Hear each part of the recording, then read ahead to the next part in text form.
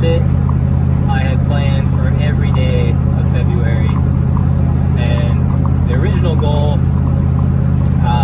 I just wanted to do 100 pull-ups, and I was like, okay, let's see if we can turn this into something, do 100 pull-ups, do 100 squats, and I tried to think of something that was challenging, but that wouldn't, kill me, and I thought 225, because I could hit that for a set of 20, and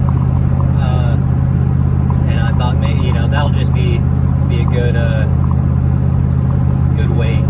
And I originally ran this a couple weeks in January, just so that when I got to February, my legs wouldn't be completely dead that first week, and I'd be more inclined to run the whole thing. And after I did it the first time with 225, I thought about dropping it to like 185, something a little bit lighter. And I'm glad I didn't, because 225 was challenging enough where I had to mentally get through it every day. And it was hard enough on my body, but not hard enough where it killed me. But going back to what I originally planned was every day in February. That did not happen. The first couple days of February, I was helping my family move, and I just didn't.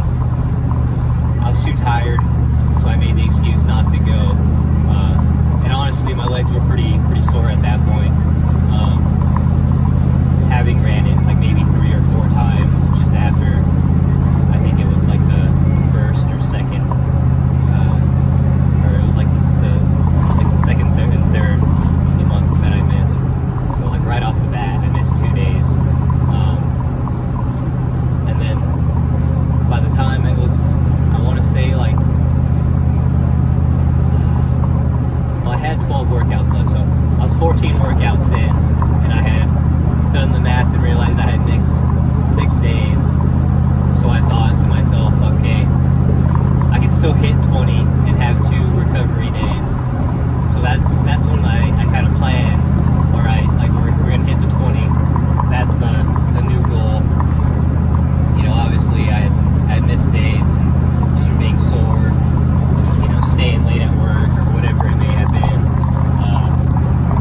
So I wanted to still have an attainable goal where, even if I'm late at work, or if I'm tired, or if I'm sore, I'm gonna hit that goal and take those 2 rest days. The last 2 Sundays of the month is when I took the rest days, which I kind of needed.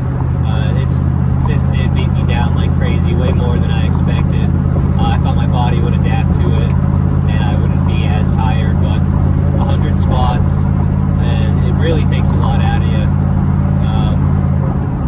A few years ago, I had, after quite a break from the gym, I think it was after COVID, shut everything down or whatever, and I was just getting back into the gym.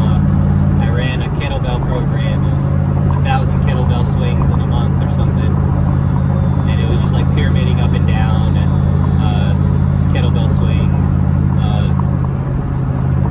and you end up doing 100 a day just over the time, and you had a lot of days off or whatever. But that was a pretty good program, so I thought, I'll do something similar with what I ended up doing here. It was 2,000 or 20,000, I guess, squats and pull-ups and deadlifts. Not deadlifts, pull-ups and push-ups. But I'm excited for the last day. I am ready for it to be over. It did take quite a bit out of me.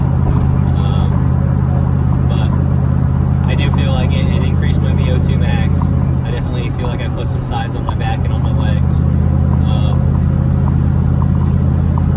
And I think I'm going to keep the higher volume stuff. My body seems to react really well to it. And I think the plan I have going forward is going to be pretty good. And this was a pretty good jump starter to get going into that.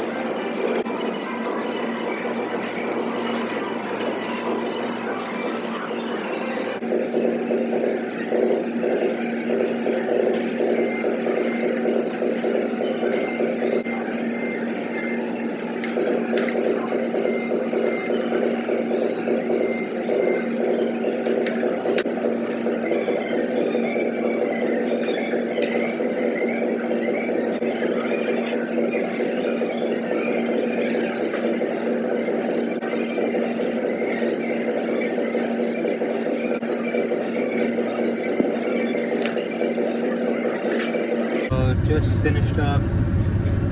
I feel pretty good. I honestly feel so much better doing the workout with everything individual instead of supersetting. I feel like the supersetting was like definitely a toll on my recovery between sets.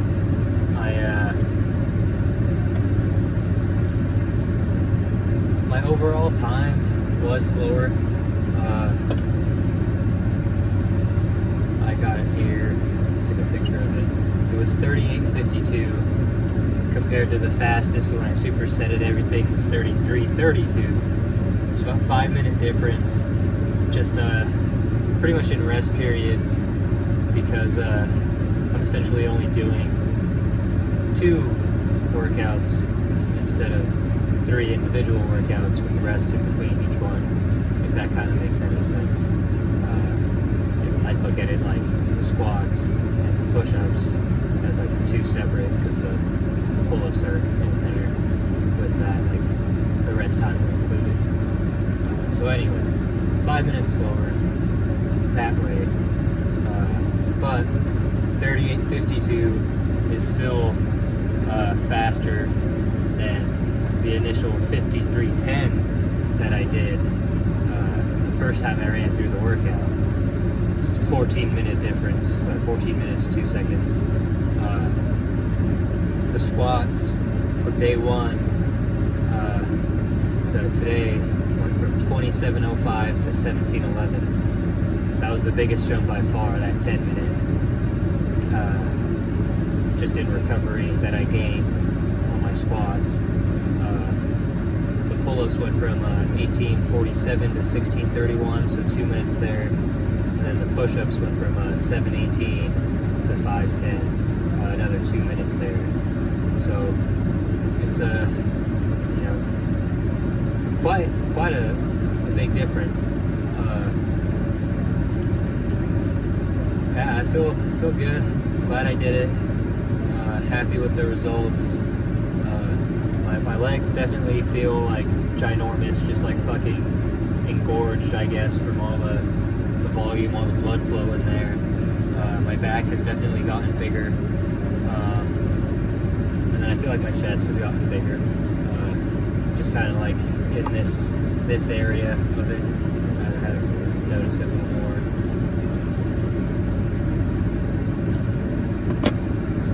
Probably would not run this workout for this long ever again. It was very taxing. I know it's not the best for recovery. I know I definitely overdid it on the overtraining. That's the point. That's what I was trying to do. Just push myself, see how much I could push myself. I'll probably run this again eventually with my new style of workout that I have planned. It's kind of conducive to this.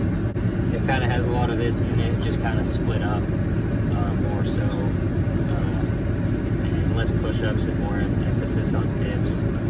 One of the negatives I feel like I had was my elbows. I feel like I started getting like elbow tendonitis or something. Fucking cranking down on that bar, just trying to stay tight. The squats, for so long every day. I feel like dips is better for elbow mobility compared to push-ups.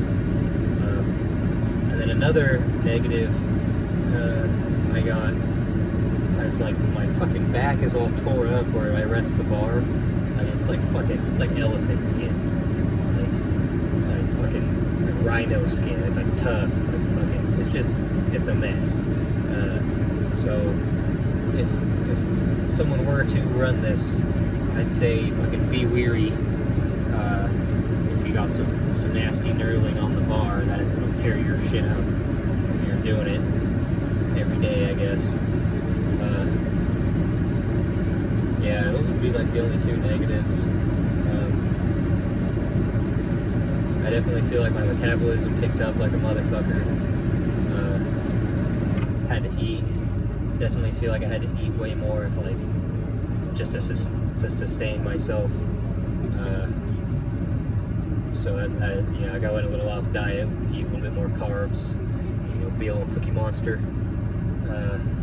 But yeah, glad it's over. Looking forward to editing all this tomorrow, Sunday. Hopefully put it out Monday. Don't want to put it out in like the fucking middle, March or end of March. What I did in February. So, timeliness is of the essence. Hopefully for the next challenge or whatever video series I do, I'll have a mic. That's one thing I wish I could have done for the videos. A microphone though, definitely, because I